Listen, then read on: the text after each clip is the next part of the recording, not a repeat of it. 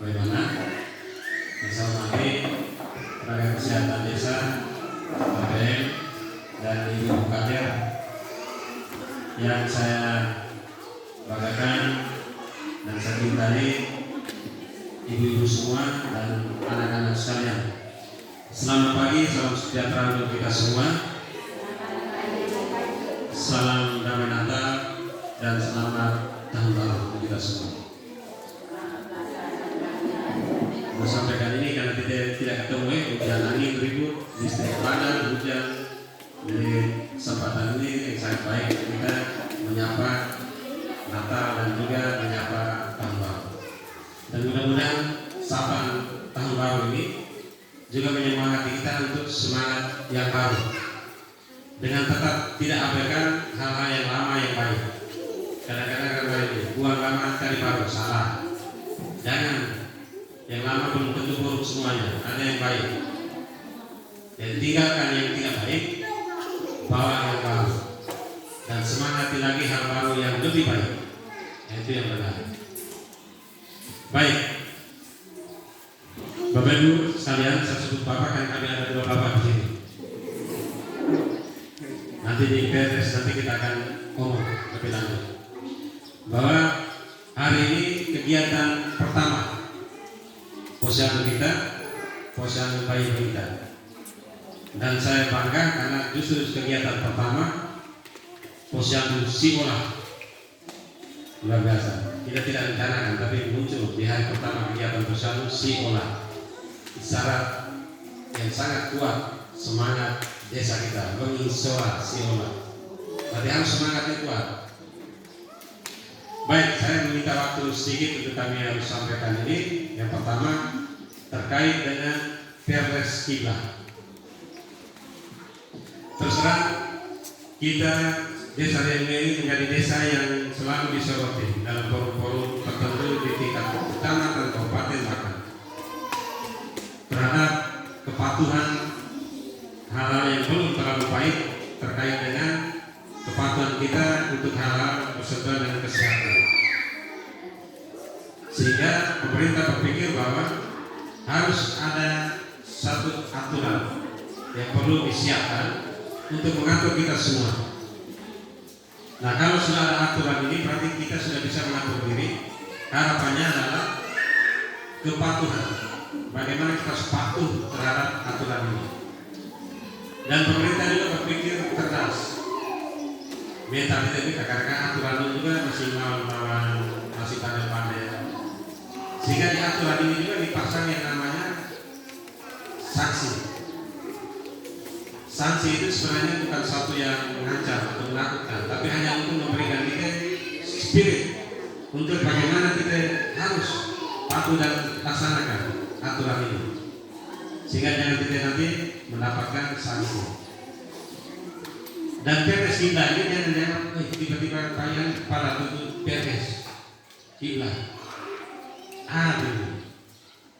Perpres ini sudah disosialisasikan di semua dusun.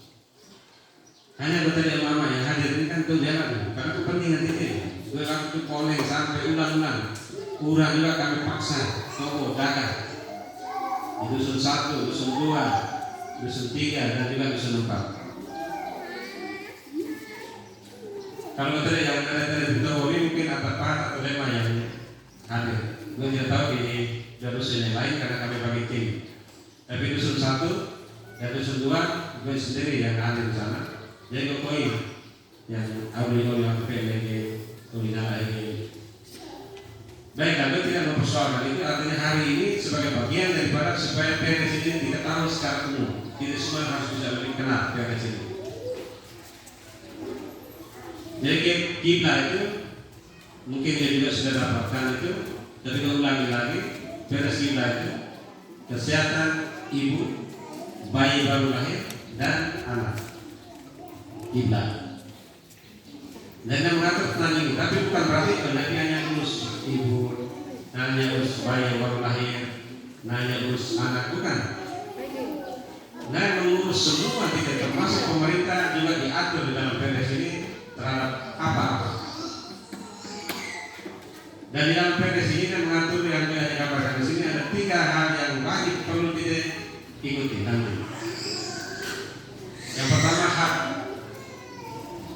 kita semua ada hak dalam kehidupan ini. Dan hak kita itu diatur juga di dalam Perpres ini. Yang kedua, kewajiban. Kita tidak hanya menuntut hak, tapi apa yang harus wajib kita harus buat. Jadi kita juga punya kewajiban. Jangan sampai seperti kebiasaan lama yang kita selama ini hanya menuntut hak BLT, calling, goel.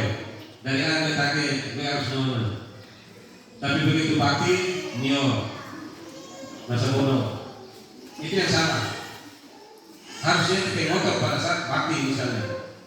BLT, ayo terkait soal, tapi ini kewajiban sebagai masyarakat, sebagai warga negara untuk membangun kita bersama.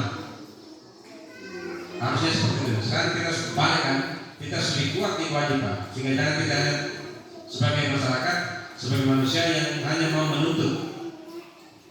Jadi hari ini kita sudah diingatkan keras oleh Pak Presiden Jokowi dan juga banyak kalau kita lihat di HP-HP yang sekarang Android itu, coba dia cari referensi terhadap situasi dunia hari ini. 2023 ini prediksi kita mengalami krisis yang luar biasa. Sudah ada 66 negara yang sekarang ini bahkan di Thailand otorat pakai lagi. Sudah hampir mau 2 bulan karena halangannya. Di beberapa tempat sekarang termasuk Amerika sekarang, dan sudah makan dari hasil tanaman rakyat sendiri. Karena tidak bisa dapat pasokan dari luar. Semua negara mulai menahan. Krisis yang lain adalah akan juga muncul ikutannya karena kelaparan dan sebagainya. Pasti muncul penyakit dan penyakit A juga akan muncul. Artinya COVID kan sekarang A itu yang mau. Tapi kita mulai waspada diri. Sehingga kita harus kuat dengan kondisi kita. Sehingga semangat kerja itu penting, kerja. Mari lagi kita mulai sekarang kerja. Sehingga ada boleh susah di mana-mana, kita tidak boleh susah karena tanah yang nanti jadi masih bagus sekali. Tahan kalau kita tidak perlu harap yang penting untuk selesai dikelola secara baik itu lebih gizi, lebih nilai apanya lebih bagus. Jadi itu sampai kali ini untuk mengingatkan kita tentang sebuah semangat kerja harus. Dan yang ketiga poin penting di Perpres ini adalah sanksi. Jadi sanksi ini berupa semacam hukuman ya, kalau bahasa hukuman ataupun ya melanggar apa ya, denda sanksi. Tapi jangan dibaca buruk sanksi ini hanya mau membantu kita untuk kita kuat menjalankan ini. Semangat kita menjalankan kewajiban-kewajiban. Dibarengi juga menuntut hak-hak. Jadi kalau misalnya Mio punya hak mendapatkan pelayanan kesehatan, tenaga kesehatan dan lainnya, rakyat dapat sanksi. Pemerintah harus memperkuat untuk layanan ini baik dari bagaimana dengan hak-hak rakyat, persiapan fasilitasnya. Kalau pemerintah tidak lakukan itu, pemerintah juga mendapatkan sanksi. Jadi itu semua harus kuat. Jadi kalau sudah ada ini wajib. Posyandu nanti juga di dalam Perpres ini akan disampaikan. Jadi itu tidak lagi lihat tanya mama saja.